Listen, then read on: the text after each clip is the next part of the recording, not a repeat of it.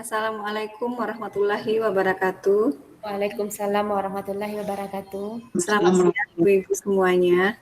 Baiklah, dalam kesempatan ini saya Miki Efri Gwita akan mempresentasikan tugas IHT-nya, yaitu tentang penerapan kurikulum sekolah penggerak.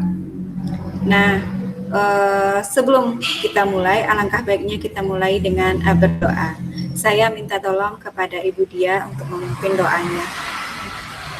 Baik Ibu, sebelum kita mulai acara kita hari ini, marilah kita berdoa menurut agama dan kepercayaan masing-masing. Mulai.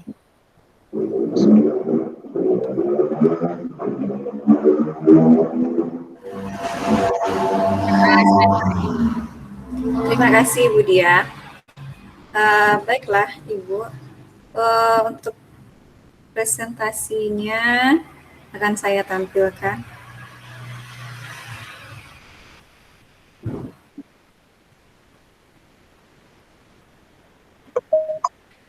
Kelihatan ya Ibu? Ada Ibu kelihatan? Ada kelihatan.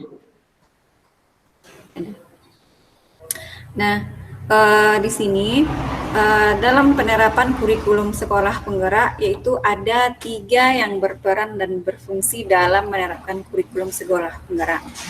Yang pertama yaitu fungsi dari pengawas sekolah, di mana pengawas sekolah berperan dan berfungsi yang pertama yaitu mengawasi dan membantu guru dalam proses pembelajaran. Yang kedua, memberikan jaminan kepada guru untuk melakukan inovasi untuk meningkatkan mutu pendidikan yang ada di sekolah. Itu adalah peran dari pengawas sekolah. Sekarang yang selanjutnya itu peran dan fungsi kepala sekolah. Peran dan fungsi kepala sekolah yang pertama yaitu sebagai pemimpin. Maksudnya di sini sekolahnya dan kepala sekolah bertanggung jawab dan memimpin proses pendidikan sekolahnya yang berkaitan dengan peningkatan mutu, SDM, peningkatan profesionalisme guru, karyawan, semua yang berhubungan dengan sekolah di bawah naungan kepala sekolah. Yang kedua yaitu administrator. Nah, di mana peran dan fungsi kepala sekolah sebagai administrator yaitu untuk meningkatkan kinerja para bawahannya. Hal ini disebabkan oleh kegiatan yang ada di dalam ADM itu sendiri, diantaranya perencanaan, pelaksanaan, kemudian pembinaan dan evaluasi. Yang ketiga yaitu manajer. Maksudnya di sini meliputi kemampuan menyusun program, kemampuan menyusun organisasi atau personalia, terus kemampuan menggerakkan staf karyawan, kemampuan mengoptimalkan sumber daya sekolah dalam upaya mencapai tujuan pendidikan di sekolah, di sekolah. Kemudian peranan tenaga pendidik yang sangat juga menentukan di sini. Kemudian yang ketiga, peran dan fungsi guru. Yang pertama yaitu menggerakkan komunikasi belajar untuk rekan guru di sekolah dan di wilayahnya. Yang kedua, menjadi pendamping bagi rekan guru lain. Nah, menjadi pendamping bagi rekan guru lain mungkin maksudnya di sini kalau di sini mungkin dilaksanakan KKG ya Ibu, kan kita bisa memberikan berbagi ilmu kepada rekan-rekan guru, tentunya di forum KKG yang dilaksanakan sekali seminggu biasanya. Sebelum pandemi ini kalau di tempat saya, di kecamatan saya dilaksanakan setiap hari Sabtu.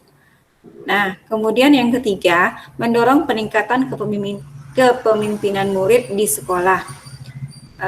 Yang keempat, membuka ruang diskusi positif dan ruang kolaborasi antar guru dan pemangku kepentingan di dalam maupun di luar sekolah untuk meningkatkan kualitas pembelajaran.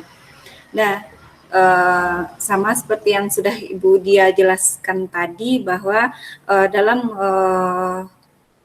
penerapan kurikulum sekolah penggerak ini ada, itu salah satunya tadi ada penerapan melibatkan komite sekolah, masyarakat dan orang tua. Kemudian yang kelimanya menjadi pemimpin pembelajaran yang mendorong well-being ekosistem pendidikan di sekolah. Jadi kita memberikan juga dorongan, arahan, motivasi kepada peserta didik. Itulah presentasi saya tentang penerapan kurikulum di sekolah penggerak. Nah, kepada Ibu, jika ada pertanyaan, masukan, saya persilahkan.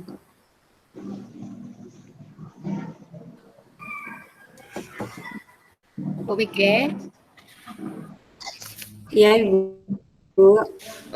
Ada yang ingin saya sampaikan sedikit. Mungkin ini bukan pertanyaan, tetapi kita istilahnya sharing atau pembenaran. Saya ingin meminta pembenaran ya, karena tadi yang dijelaskan tadi dalam penerapan kurikulum operasional ya Bu ya, sudah ada peran masing-masing dari pemangku kepentingan, kepala sekolah, guru, pengawas.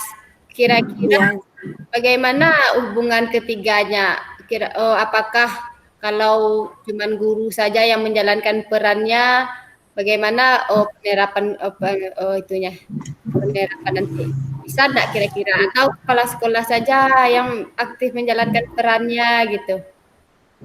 Ya, baik Ibu Dia, saya coba jawab begini. Kan pengawas, kepala sekolah, dan guru memiliki peran mereka masing-masing. Namun dalam menjalankan peran mereka dan fungsi mereka ini tidak dapat dipisahkan. Kepala sekolah juga harus bekerja sama dengan pengawas, kemudian guru juga dalam melaksanakan tugas bekerja sama dengan kepala sekolah dan juga pengawas. Jadi ketiga-tiganya saling berkolaborasi dalam melaksanakan peran dan fungsinya, walaupun peran dan fungsi dari masing-masing pengawas, dari guru dan serta kepala sekolah itu berbeda, namun dalam menerapkannya, dalam menerapkan fungsi dan perannya juga harus bekerja sama, melibatkan guru, pengawas, kepala sekolah, ya mereka harus berkolaborasi dalam melaksanakan perannya. Seperti itu, Bu Dia. Berarti kalau bisa saya simpulkan, keberhasilan penerapan kurikulum operasional itu tidak bisa kita kaitkan hanya kepada satu pihak saja. Berarti ketiga pihak itu harus bekerja sama ya, Bu ya? Iya Bu Dia, benar sekali ya. Bu Dia. Terima kasih Bu Mike. Sama-sama Bu Dia. Ada lagi Bu masukannya atau pertanyaannya pada ibu-ibu?